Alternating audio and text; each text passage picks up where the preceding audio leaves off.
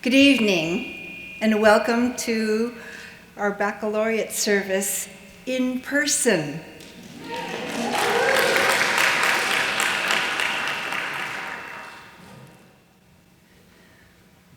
Today and every day, the Fish Interfaith Center staff acknowledges that Chapman University is settled on the lands of the Totabit village in the Quiche and Tongva Nation. We acknowledge that the indigenous people of this land were unceremoniously ousted from their ancestral dwelling and forced to relocate to the missions of San Gabriel and San Juan Capistrano in the name of colonization, Christianization, and manifest destiny. We acknowledge their traumatic past and their grief. We commit to deepen our knowledge about and be in right, decolonized relationship with the Quiche and Tongva people in present day and future. We give respect to the indigenous people of this land and the care they give this earth. We acknowledge the energy of the sun, the potency of thunder, the persistence of wind, the mysterious depth of water, the visibility of the mountains.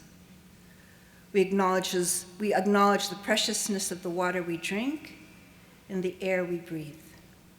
All this we know is true.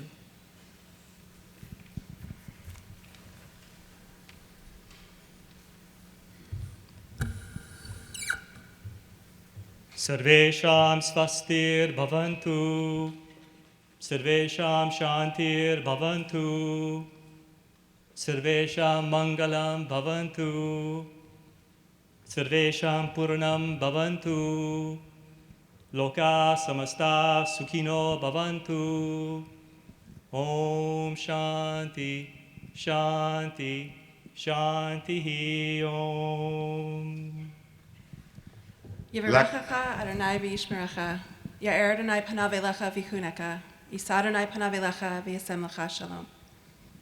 La gracia de nuestro Señor Jesucristo, el amor del Padre y la comunión del Espíritu Santo estén con ustedes.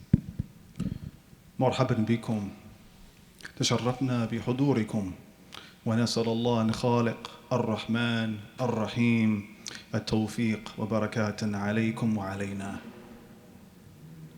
May all be blessed with health today. May all be blessed with prosperity. May all be blessed with peace. May the wishes of everyone here be fulfilled. May there be happiness and prosperity everywhere on the journey ahead.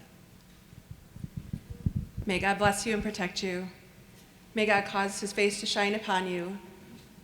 May God lift up his countenance, and may all your ways be ways of peace. The grace and the peace of our Lord Jesus Christ, the love of God, and the fellowship of the Holy Spirit be with all of you. Welcome.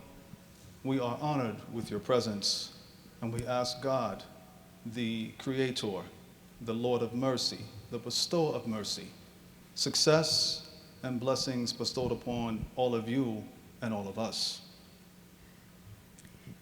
We hope that you will accept these blessings from the Fish Interfaith Center staff, and we welcome you this evening. We are so happy to have you.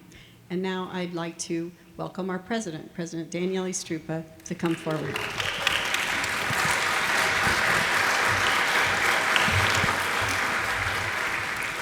Well, good evening, everybody, and welcome. This is exciting, isn't it? You've been waiting for this day. And this is going to be a fantastic weekend, all kind of dedicated to you, really. So I'm here to welcome and to congratulate our fabulous students, your families, and your friends. And the families are very important here because they're the ones who support you throughout all this period. So I'm really glad to see parents here joining you in this very important day. I really like the baccalaureate ceremony, and I've been attending this for the last, I think, 15 years since I came to Chapman. And I like it because it reinforces our belief in the importance of the so-called spiritual pillar. We go to college for a variety of reasons, right? And there are social reasons. You make friends, you become an adult, you grow, and you learn how to interact in a social setting. We have a physical aspect, obviously, and you want to have growth from that perspective as well. Intellectual, that's what people usually associate with college, right? You go there to learn, to study, to become more effective. But the spiritual is a very important component, and not every university emphasizes it.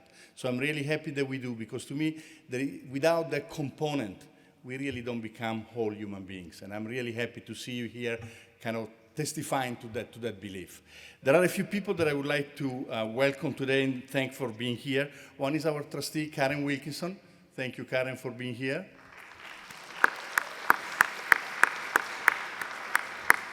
You may have seen her name around the campus, and all of you college, Wilkinson College of Arts, Letter, Arts, Humanities, I never remember the full title, but I'll get the title. So I want to welcome also our Vice President, Chief Information Officer, Nelle Norris, and her husband, Gordon Adams. Good to have you here. Vice President Jamie Seaman and the husband, Todd Seaman. Vice President, Dean of Students, I'm sure he's a person you have met quite a few times over the last 4 years, Jerry Price. And I think we have a few deans. We have Dean Jennifer Keane from the Wilkinson College. And Dean Giulia Ongaro from the College of Performing Arts. And we also have our Dean of the Library, Kevin Ross, Dean of the Leatherbright Libraries. I know that tonight our speaker, Jack Horner, is going to be introduced by one of his students. He's our presidential fellow, so I'm the president, he's the presidential fellow. There is a connection there. But I just want to say a couple of words. We have a lot of really fabulous professors here on campus. And in my life, I met a lot of really interesting and intelligent people. I work with some great mathematicians, great physicists, great biologists. But I have to say that Jack is one of the most special people I've ever met. And I remember when we met, he came and gave a talk. That's why I think you're going to really enjoy what he's going to say. We're going to put some more pressure there. And after the talk, I was really fascinated, not just by the content, but by the way in which he was getting everybody involved in the conversation. And we had lunch together. And over that lunch, we shook hands, and he became a presidential fellow. He's now been here, 5, 6, 7 years? I can't even, no, more than that, because I wasn't president yet. He's an incredible individual who's he's a famous scientist, but that's not why he's special to us. I think he's special to us because he understands the learning process in ways that many of us don't. And I remember the conversation we had over lunch was about how do we create an institution where different learning styles can be accommodated in a way that is more effective, not just for the benefit of the student, but for the benefit of the entire community. And I've learned a lot from Jack over the years. So he's not here because of his science, he's here because of this larger scheme. And I have to just share a very quick anecdote which I shared with him. I remember when I hired him, I was so excited because I think that the job of people like me, the key is to hire the best people. And then you stay out of the way and you let them do what they do best. So if I look at my career and I say, what do you do good? Well, I hire some really good people. So I was very excited.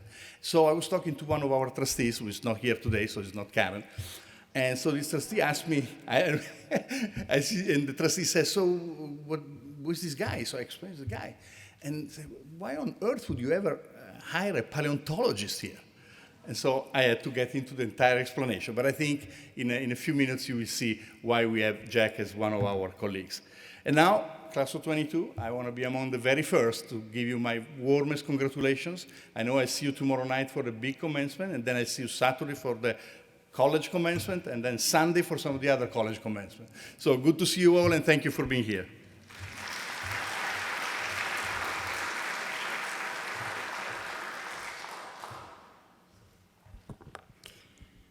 So baccalaureate is a very old tradition for universities. It was originally held in a church for graduates with a sermon that could go on for 4 hours. I promise that will not happen. Today at Chapman University, we reimagine this for 2022, joining as people of various faiths and values. This is a time to celebrate what is deepest in our lives, where we pause to acknowledge we are people of spirit. We are people bound together by purpose greater than ourselves to offer service and compassion to others. So in that spirit, I actually want to pause for a moment of remembrance this evening, if we can. There's a graduate who could not be with us this evening, who passed away just a little bit over a month ago. Aaron, sometimes called Peng Wang, he would have graduated with a master's in film production. He died a little over a month ago doing what he loved, which was working on a film production with his friends. And just this past weekend, a preceptor to many of our PA students, Dr. John Chang, passed away in a shooting at a Taiwanese church, Presbyterian church, gathering in Laguna Woods, was close to many of the people in our PA program. Unfortunately, he was shot because of deep hatred. The same weekend, 10 people tragically died in Buffalo, New York, because of hate based on race. So I thought it would be appropriate at this spiritual service for us to pause together. So I ask you to pause with me for reflection, if that is your practice, and for prayer according to your faith. Join me now to simply take a breath and let us realize how precious life is. Each of our lives are, and not take them for granted. We pause and remember Peng and Dr. Cheng. May their souls be at peace with God. We pause and remember those who loved them. We pause to grieve that hatred again has taken good people in our country. Let us vow in our own ways to counter malice and violence. We also pause and give thanks for each graduate here. May you live and bring brightness and life to your communities wherever you find yourselves. May you find meaning and purpose as you offer your talents and compassion. May it be so. Amen. I'm so happy you're here, Jack. This will be a fun evening, and we're anxious to hear you. Recently, someone said to me, "It's not just about the science running amok." This came from a young man who, like some of you, graduated in film production some years ago. So in honor of Jack's coming, and out of curiosity, I watched it again, Jurassic Park, the original from 1993. How many people remember that movie? How old were you all? You were little, yeah? It is actually really scary. I mean, I was sort of shocked when I watched it again. It's like, this is 90s technology, and I'm terrified on my couch. Even if you haven't seen it, you can imagine it's about having the power to do something like reproduce dinosaurs from ancient DNA that you could do without ever stopping to ask whether you should. And of course, it backfires. But there are several subplots as well. One is paying attention to the ecosystem. You can't just plop dinosaurs onto a forested island without understanding which plants are poisonous to them and paying attention to the entire eco-community. And then there's the notion that chaos theory will triumph if you do. And the main subplot of the movie is about Dr. Alan Grant learning to love something he despises at the beginning of the movie. Do you remember what that is? Children. One of the first scenes is of him scaring the crap out of this young boy with a dinosaur claw, describing in detail how it could rip him to shreds. This, by the way, is a subplot of the movie, not present in the Michael Crichton novel, so hold that thought when you hear Jack Horner speak soon. For the book of the movie, Dr. Grant and two brilliant and adorable kids get separated from the rest and have to fend off a Tyrannosaurus and two deadly velociraptors together as Dr. Grant protects and encourages and bonds with them. It has all the elements of a hero story, but what's cool about the movie is that the main character grows in a way he never expected to. Well, you likely will not find yourselves in a dinosaur park when you graduate, but you might in a corporation or a school or another university or on a film set or in the jungle of your own home working remotely. What is true is that you have the resources already inside. You have your education and the capacity to pay attention to your ecosystem, to find a place where you fit and welcomes you, and find a community that is life-giving for you. You have the well of resources to face something you were either afraid of or never dreamed you'd face, and to overcome, to learn compassion, great wisdom about something you never even knew you would learn. It's a jungle out there, they say. One of the ironies of work and life is that the more we can be present and open to what is around us at any given time, perhaps like Dr. Grant and those children, the more we're open to possibilities for the future. Stay present. Find community that is life-giving for you. Take time for reflection, for meditation, for prayer. Time to focus on what you love without distractions. Draw upon your faith and your inner core, and the possibilities will be endless. I'm so glad you're here today. And now you'll hear some ways your classmates have found that depth of community, drawn upon their faith and inner strength, and they might even leave you with a little advice.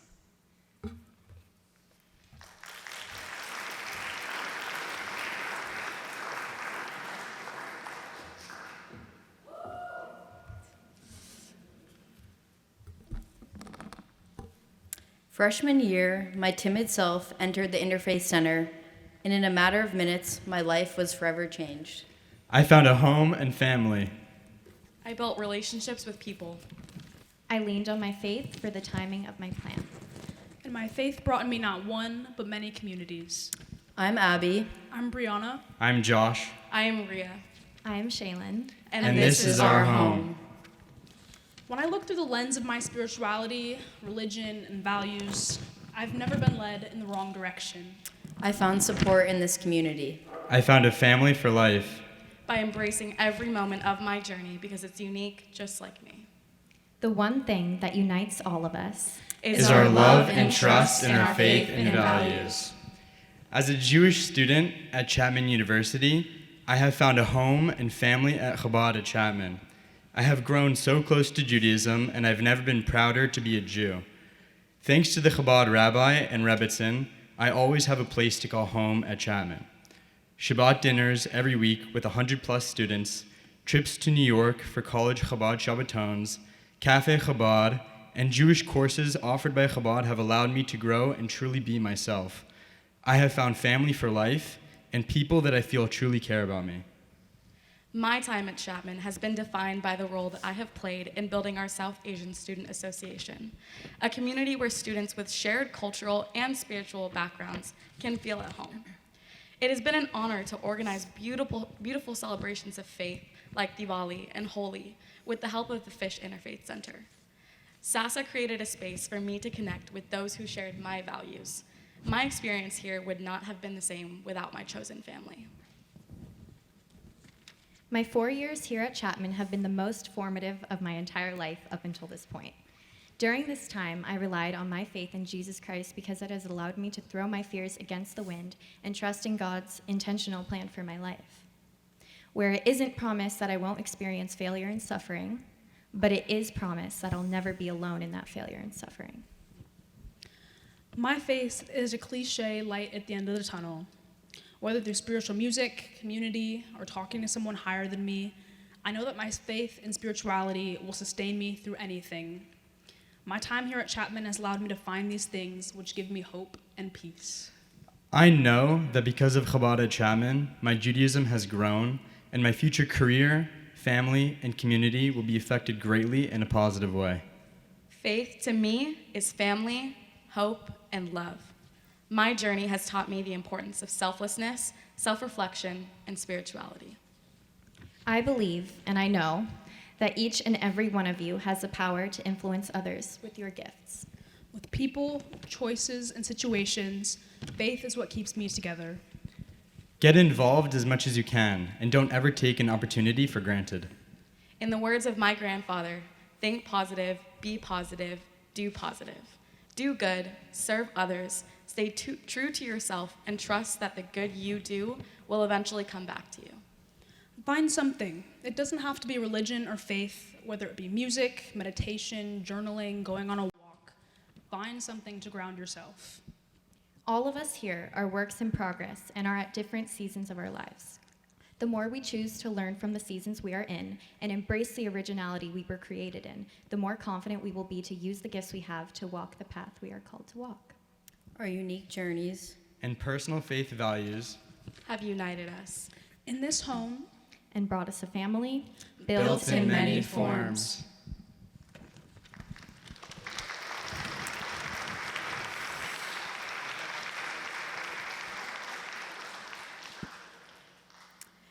Hi everyone, my name is Abby Payne, and I want to thank you all for attending this very special ceremony tonight. I'm truly honored to be in my favorite building on campus, one last time, expressing my gratitude for its opportunity to practice faith at Chapman. It was just 4 years ago, I stood before my high school and delivered a speech at the Baccalaureate, in which I shared my experiences in love for God with my classmates. I'll always remember the joy I felt offering hope to others, but also how this side of myself and faith came as a surprise to many. Although religion has remained something I kept personal and never pushed on anyone, I realized that moving 3,000 miles away from Massachusetts to California, I would really need to rely on my faith to guide me on this next chapter of my life, and it isn't something I want to hide. It was an absolute blessing the first week of freshman year, discovering Catholic Mass held right here every Wednesday at 12 noon. My timid self entered the Interfaith Center, and in a matter of minutes, my life was forever changed meeting Father Luevano. Even in a brief introduction, he not only displayed genuine excitement for my attendance, but proceeded to ask me to do the first reading during Mass. Feeling an immediate trust, I took on the task, and for the entirety of my time at Chapman, I spent every Wednesday the same way as the most fulfilling 30 minutes of my week. Even throughout the pandemic and returning home, nothing kept me more grounded or brought a smile to my face than hearing Father Luevano's deeply wise and applicable words over Zoom. These moments have given me more appreciation and sense of belonging than I could ever express. But as I reflect on my time as a whole, it's difficult to find just one takeaway, as every person I've met through faith is unique and has had vastly different impacts on me. With this, I've realized something I'll carry with me forever. Faith comes in all forms. I knew this to be true at Chapman when I met a few special people I'd like to mention. They will never truly understand their impact and how their faith has inspired me. For one, Shaylin Kelly, who lived across the hall in the dorms and sat next to me in our freshman Christianity course, has been nothing short of a godsend in my life and everyone lucky enough to know her. Although I had a feeling we'd become best friends for a number of reasons, ultimately, our connection to faith has given us an unspoken level of loyalty and a sense of family with one another. While Shaylin prefers Bible study and I traditionally enjoy attending Mass, our understanding of God's love is symbolic, the faith comes in all forms, and is equally impactful. Shaylin is a devoted, truly exceptional human, and I'm extremely grateful for our lifelong friendship. Another person I'd like to mention is Corinne Hensley, whom I also met freshman year and instantly connected with over our worldviews and being Catholic. Although our Delta Gamma sorority initially brought us closer, me and Corinne found ourselves living across from each other at the corner of Sycamore and Schaefer junior year. In the height of COVID and the uncertainties as college students, I was committed not to lose both my joy and my momentum at Chapman, so I naturally turned to faith and asked Corinne to walk to Holy Family Church on Sunday, which became a weekly plan. I'm absolutely certain that God brought us together during this time, and I fondly reflect on taking Father Luevano's Bible as Literature class together on Zoom from our backyards in for every adventure. I'm beyond grateful we have built this bond founded on faith, still as neighbors senior year, but better yet, as forever friends. Also, I'd like to acknowledge all my friends sitting here for always having my back and supporting me through this journey and every journey. Thank you guys. Finally, and most importantly, I'd like to recognize my family, who've made this entire experience possible, not just by putting me through college, but for their unwavering support every step of the way. My parents, even 3,000 miles away, have shown me an immeasurable amount of love that has motivated me through all of this. Together, we've shared faith in our family, and not one day has gone by that I haven't felt connected to them, despite the distance. It has been a blessing to see how faith has looked for students at Chapman, and I want to thank Father Luevino again for his mentorship and friendship, because I would not be here without him. I've learned that faith truly comes in all forms here at college, and will in every chapter we all go through, and I'm blessed this is how mine played out. It isn't something I hid from the way I had in the past, but I've embraced here at Chapman. Although I'll take numerous things away from college, the opportunity to grow in faith has made all the difference. Today, I pray for everyone here, and I encourage you to all look for faith in your own form, because you never know when it will be across the hall, across the street, a phone call away, or in this beautiful building. Thank you very much.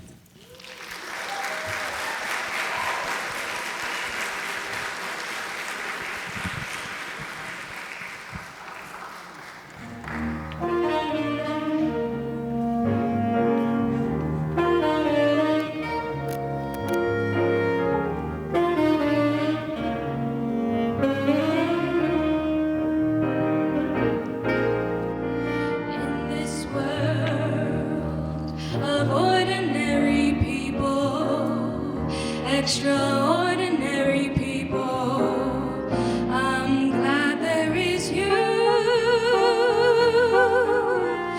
in this world of overrated pleasures, of underrated treasures. I'm glad there is you. I learned to love, I love to live with you beside so new, I muddle through with you to guide me in this world where many, many play at love, but hardly any stay in love. I'm glad there is you. More than ever, I'm glad there is you.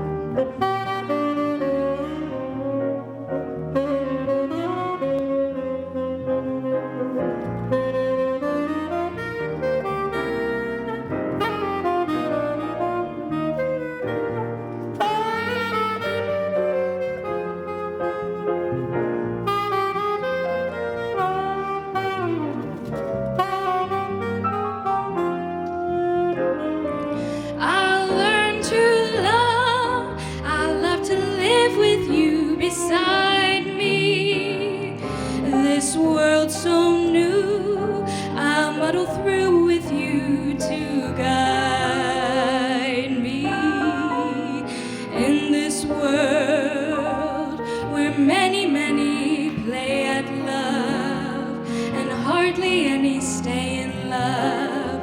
I'm glad there is you.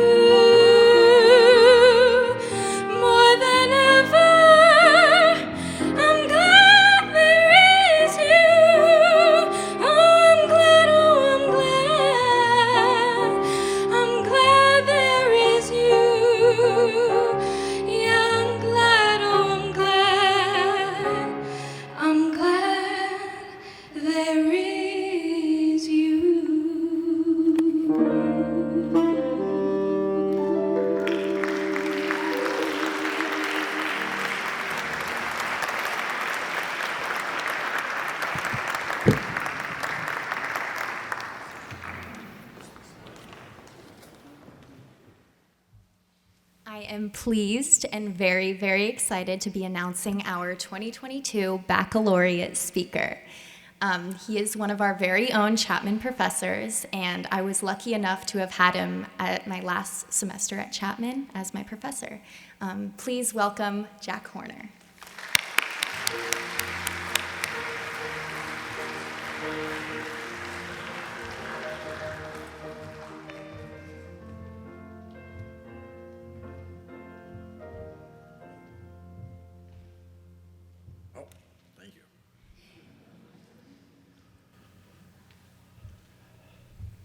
Thank you, Shaylin. Thank you, Mr. President. Thank you, Gail. I didn't expect you to be talking about dinosaurs. And I honestly never thought I'd be speaking about dinosaurs at a baccalaureate. And especially to the graduating class. You know that they went extinct, right? Dinosaurs went extinct. And I'm supposed to give a inspirational talk. And I'm just not sure how to do that. They went extinct. You know that, right? Shaylin, you were supposed to tell them that. I am deeply honored to be able to do this, but honestly, I just feel really out of place. Gail asked me if I was religious. I study dinosaurs. I can't answer that question. People have asked me if I'm an atheist. I don't consider myself an atheist, an agnostic, or religious. I don't know where that leaves me, other than I like dinosaurs.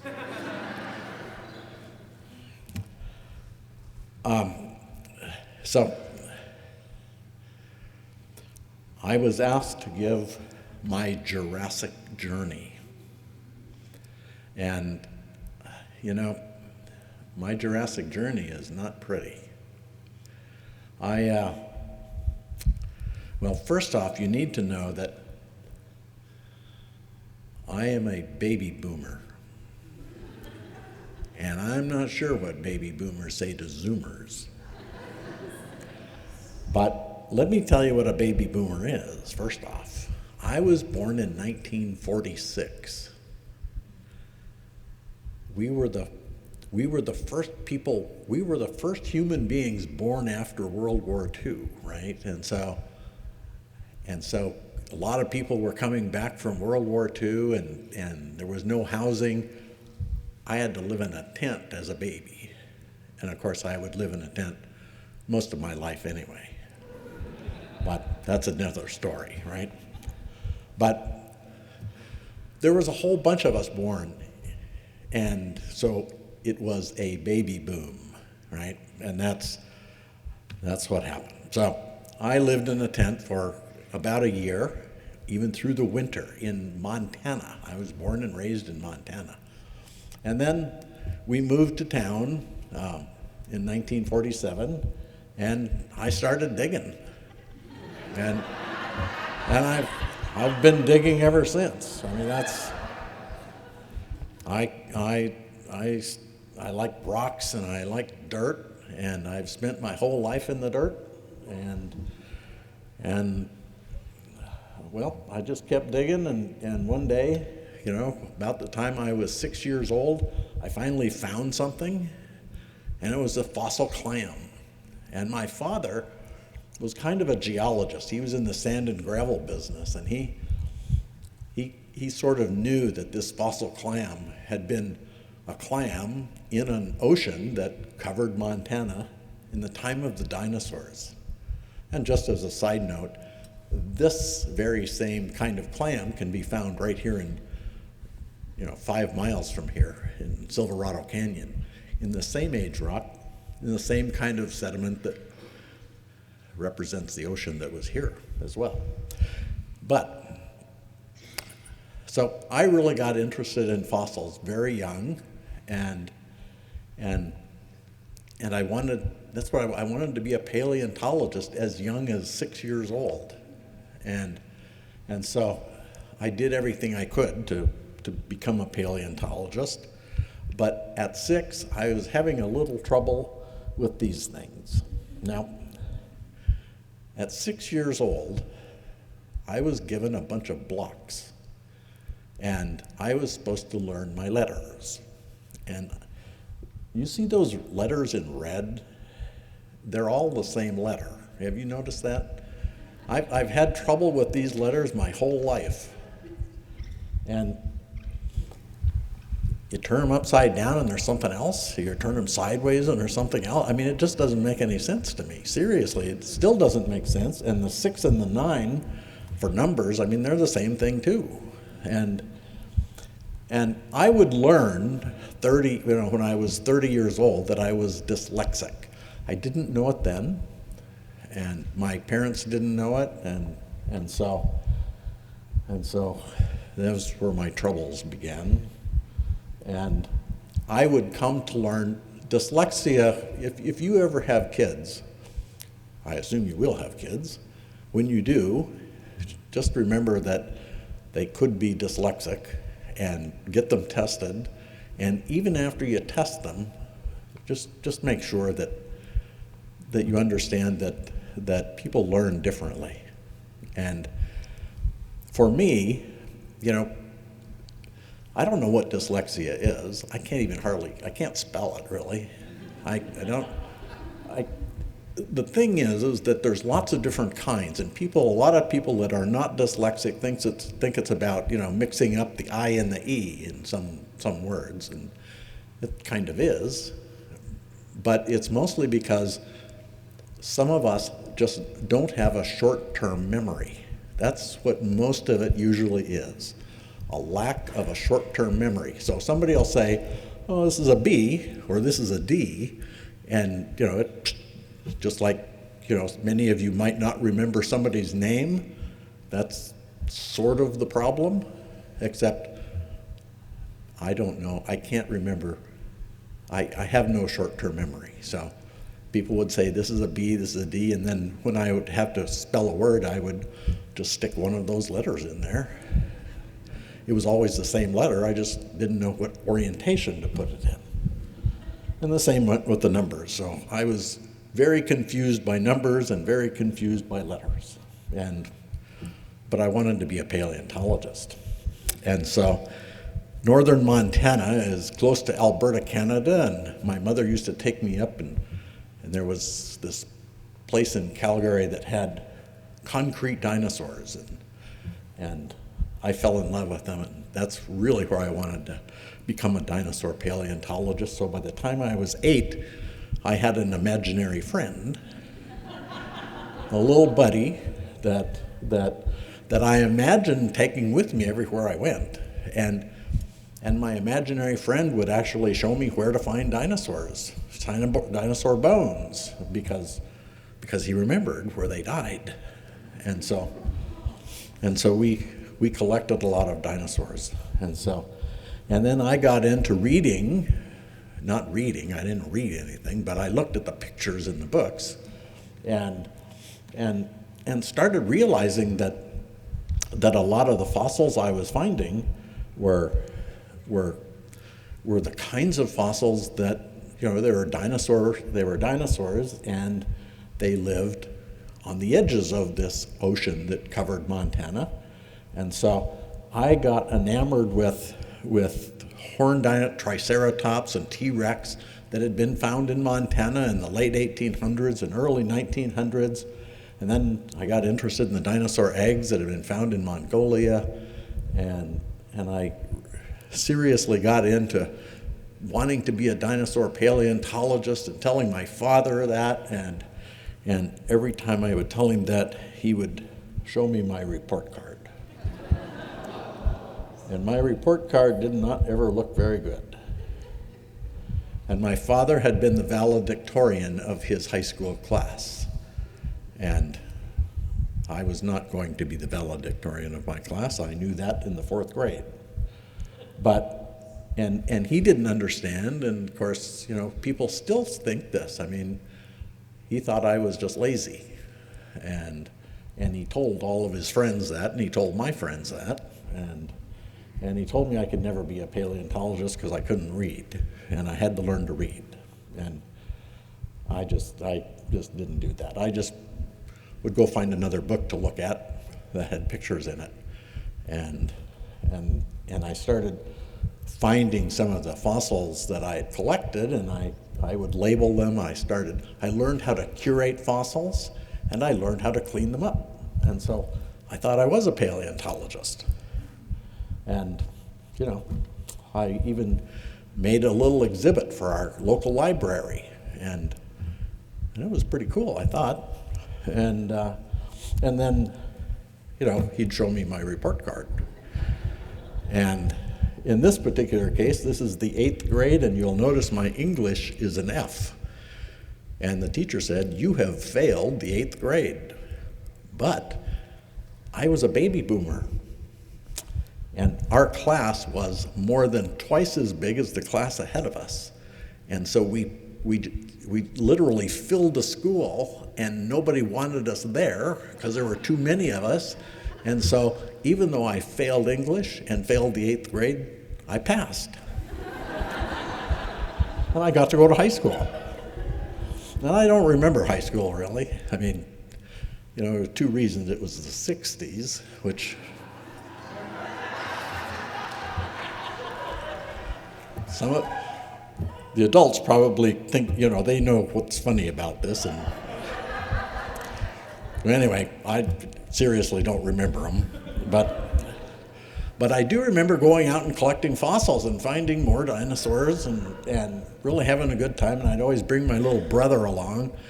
By this time, I'd lost my little buddy dinosaur friend, and I had to bring my little brother along to carry the fossils.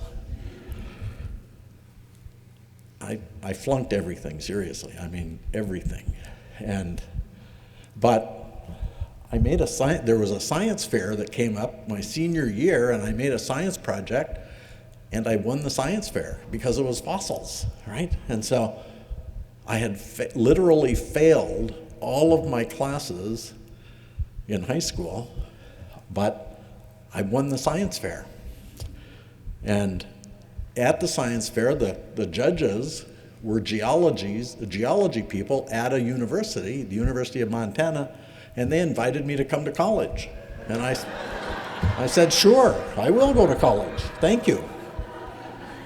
But of course in Montana you could go to college if you had a high school diploma. And so I had all these F's, but I got a D minus because my class was a bunch of baby boomers and they didn't want to keep anyone behind. So I passed. And I got to go to college. And I got to go to college for 2 semesters before I flunked out. It was great. You notice bonehead English and bonehead math, and I got F's. It was awful. But I got an A in swimming. That was the only A I got in my whole life. And a D in tennis. I mean, how do you get a D in tennis? But anyway, I got to take a paleontology class, and it was really cool. And they had a paleontology collection there, and that was really cool. But as you can see, at the end of the first semester, they put me on probation, and then the second semester I flunked out. And then I got drafted. Vietnam was going on. I got drafted. I had to go to the war and fight in a war I didn't understand. And I actually got drafted into the United States Marine Corps, which never drafts. Who knows how that happened? Anyway, at the end of 1968, I got out of the military and I went back to college, same place. And well, it was bumpy. It was a bumpy road, I can tell you. I would come for a semester, I would be put on probation, and then they throw me out at the end of it. And so, and the reason that I actually got to do this was because my advisor actually sent this really nice letter to the dean, and you can see, you can read it, I can't read it.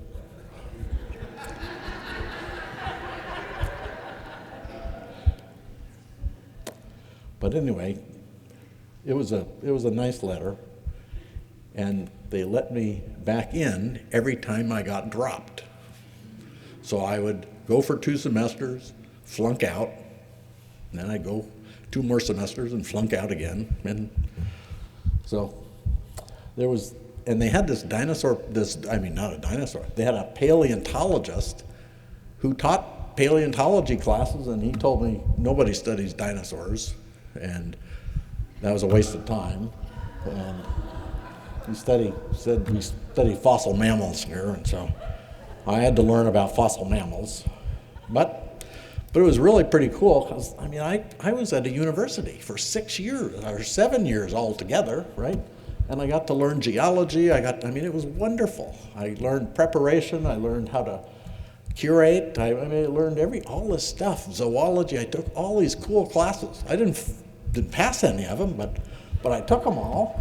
And then I even had a research project that went on for 4 years. And I learned about fossil fish. And now don't look at my pants, okay? It was the time, it's embarrassing. I should Photoshop this out or something. But I learned anatomy, and so I put together a saber-toothed tiger that had come from the La Brea tar pits, and so I knew how to put skeletons together. It was really cool. But in 1973, after 14 semesters of college, being dropped 7 times and having no degree, as my father predicted, I had to go back to work and drive a truck for him. But all the time, I knew a lot of stuff, and so I started writing letters to all the English-speaking museums that I could get an address for, looking for a job, doing anything, anything. Technician, curator, whatever. And there were 3 job openings. There was one in Los Angeles for a senior technician. There was one for a curator, an assistant curator in Toronto, and there was one for a beginning technician at Princeton University. And I took the one at Princeton because it was the smallest town. And I went there, and this guy, the curator, Donald Baird, was a Harvard graduate, and he says, "You can be my technician, you can prepare fossils for me and my paleo students." He says, "But technicians can never be curators. You don't have a degree. You have to have a PhD to be a curator." And I said, "Well, I don't care." I was at Princeton University. I was right there, 50 miles from New York City, where the American Museum is, and that's where all those Mongolian dinosaur eggs were. And I was 50 miles from Philadelphia, where the first dinosaurs found in North America came from. And I was 180 miles from the Smithsonian. I was in dinosaur heaven. And it was wonderful. And I could study all these things. And I can't even begin to tell you how happy I was to be there.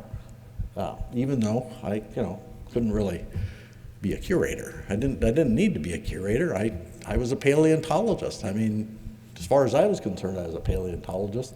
But in 1977, I took a vacation back to Montana, and after studying those dinosaur eggs that had come from Mongolia, I found a dinosaur egg in Montana. And it was one of the first dinosaur eggs found in the Western Hemisphere. And that was pretty cool. And the very next year, I was, my friend Bob, who I'd gone to college with, he and I, through some weird coincidences, ran into a rock shop where the rock shop owner had some little fossils that they were selling for little fossils, and they turned out to be baby dinosaur bones. And we went and got permission to excavate the site, and they were the first baby dinosaur skeletons found in the world. And we found a new species as well. And we packaged them all up and carried them back to Princeton, and no one had ever seen baby dinosaurs before. I mean, they never had them before. And so paleontologists were coming from Yale and Harvard and all these places to see the baby dinosaurs that the technician had found.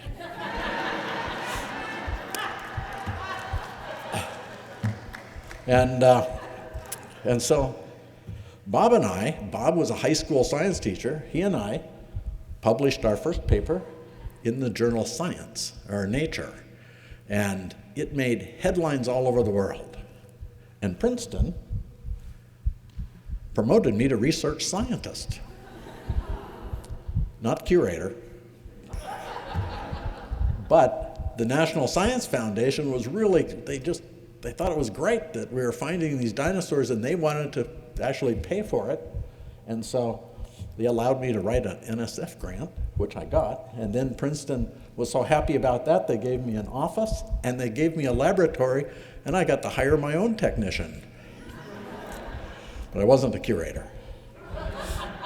But 2 years later, Montana State University asked me to come home, and they offered me the job of curator of paleontology. But when I got there, as you can see, they said, we'll make a special case. You can be a paleontologist. Usually you have to have a PhD for this, but we'll let you be the curator, but you can't teach classes and you can't have graduate students. But that was okay, because I had an NSF money, I had lots of money, I had a great camp. We started finding incredible fossils. This site where all the bones are right here, we found 115,000 dinosaur skeletons in one place. It's still the largest concentration of dinosaur bones in the world. And we were also finding dinosaur eggs, lots of them. And dinosaur eggs had been found all over the world. And I got to thinking, nobody had ever found a dinosaur embryo. An egg, as you know, an egg is a package, right? Who keeps eggs in their refrigerator forever, right? You open them sooner or later, right? But nobody had ever opened a dinosaur egg. And I said, all we have to do is just break them open and see if there's an embryo inside. And they said, no, you can't do that. That would be unprofessional. But I had a hammer, so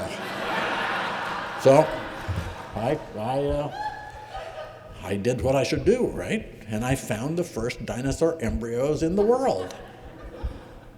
Anybody could have done that, right? Anyway, so that got published in Nature as well, and so it was cool. Anyway, and then students started coming from Yale and Harvard and Princeton and all these other places, and to see and work on these new dinosaurs we were finding. We were finding a whole bunch of new species of dinosaurs, and so that was pretty cool. And then one day, June 14th, 1986, you recognize that, don't you? Yeah, so Bob and I were just sitting around on our Rainier couch. That's 100 cases of beer. We were sitting around having a beer after a hard day's work. That's my father, by the way, on the right-hand side there. He finally came around, and we were just sitting there having a beer, and an airplane landed on the road right near our camp and whisked my father and I away and flew us to Missoula, where I got an honorary doctorate. Yeah. And then they flew me back. They flew us back, and then a week later or so, I was doing my laundry in the local town, and the bartender from next door came over, and he said, "There's a call for you, Jack. You should take it." He said, the president of the university is telling you you should answer the phone. And so I went, and a guy on the phone said that I had been named a MacArthur Fellow. And I said, "What's that?" And he said, "Well, it's a pretty good award, and it comes with a lot of money." And I said, "Okay, well, that's good. Can I buy a pickup truck?" He said, "You could buy a Maserati if you want to." Well, anyway, so after my field session, I went back to Montana State, and they were so happy about the fact that I'd gotten a MacArthur Fellowship, they made me an adjunct professor of paleontology. And they told me I could have graduate students and teach classes. That's all you have to do. That's how you do it. It's really how you do it, right? 2 years later, I wrote a book called Digging Dinosaurs. It became a bestseller. Michael Crichton picked it up. He created a character, Alan Grant, from my book. And then Steven Spielberg asked me if I would be the technical advisor for this movie they were making called Jurassic Park. And I agreed, and I went and worked on all 5 of them. I didn't work on the latest one that was made during the pandemic, but I worked on these movies, and Steven just kept asking me, "What do you think about making movies?" And I was like, it's okay, but now, I collect dinosaurs all over the world. I mean, that's a lot more fun. And I have, the largest dinosaur hall in the world too. I mean, I've just gotten all kinds of things. I don't care about that stuff. I mean, movies are fine, but they're all fake. You know that, right? Well, Gail, do you know that? Those dinosaurs are not, you can have dinosaurs, they're just, if you went to see them out in the field, they'd just be taking a nap, just like lions, all right? Well, so anyway, the dinosaur hall is pretty cool, but for me, the best thing I have are my students. And these are the 12 doctoral students that trusted in me with no degree to be their chairman of their committee. And so they are the people I'm most proud of. The pinnacle of my career, however, is here at Chapman, where I teach dinosaur classes and am able to mentor the learning different students here, which I love. And I also get to take some of my students to Montana so they can see what dinosaur digging is like. So, my advice, just have faith in yourself. Don't let other people, tell you can't do something, unless it's illegal, obviously. And, if you have dreams, go for it. So, break an egg. Thank you.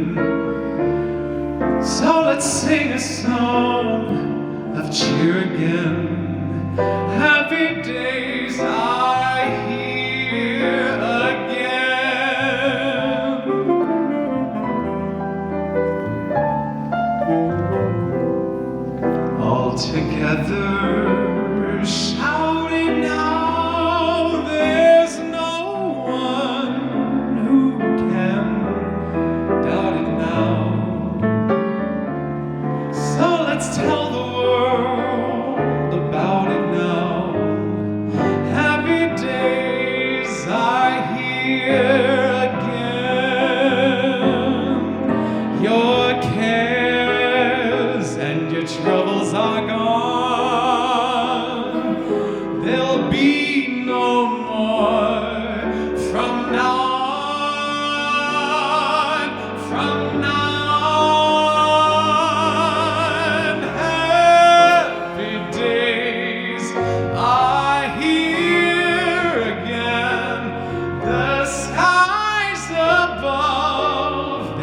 are so clear again. So let's sing a song of cheer again.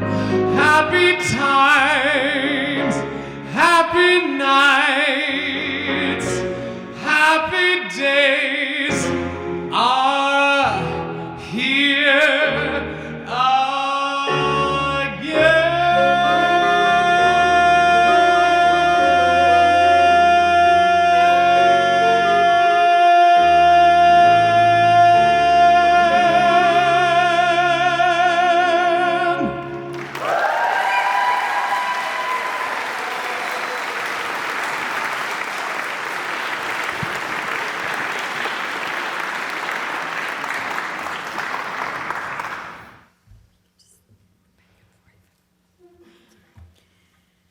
Well, that was amazing. Thank you, Jack. Thank you again.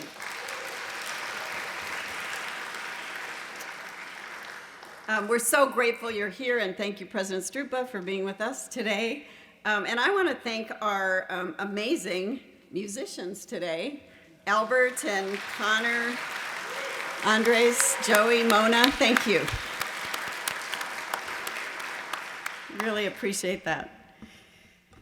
Nearly 100 years ago, Chapman University graduates participated in what was called the Ivy Ceremony.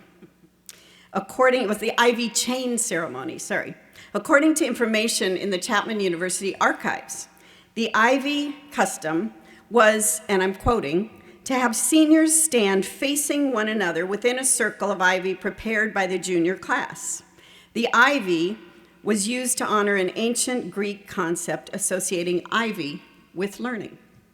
After a prayer, the president of the college passed between the seniors, severing the ivy chain, and thus severing the intimate student relationship with the university and releasing graduates into the world beyond. Lovely, huh? There are probably more of you than we could just do a circle chain here, but we wanted you to know about that tradition from the past. According to the original intent, as documented in the 1940s, the class president was expected to plant his or her portion of the ivy beside the walls of the institution to grow up and twine itself with the ivy already growing there, thus symbolizing the continued unity of graduates with the college. Other students kept their segments of ivy to plant them wherever they might go, reminding them of their lasting ties with Chapman. One student commented, "We each took our segments home and symbolically planted them wherever our individual lives led us." So graduates, as you leave today, building on this custom that's nearly 100 years old, each of you will receive a piece of ivy. Now, we've done this for several years now, and I have heard graduates say, Here's your prompt. "What do I do with this?" So I learned something from you, and I Googled it. And you have a QR code, and it's really, really easy to plant these things. And they're beautiful when they grow. So we invite you now to leave this beautiful place, but to receive your ivy, but first receive our blessings. Graduates, will you stand? With eyes wide open, we offer you a blessing of love. May love be your highest calling in your work, in your service, in your home. May the blessing of God and all who love you go with you. Look deep into yourself. Connect with your community around you. May you find inner strength and courage for your own Jurassic-style journey. Congratulations, graduates. We are so, so proud of you. And so now, if the rest of you would wait a little bit until the graduating students recess out, then you'll be able to join them in the courtyard for a reception afterward. Congratulations.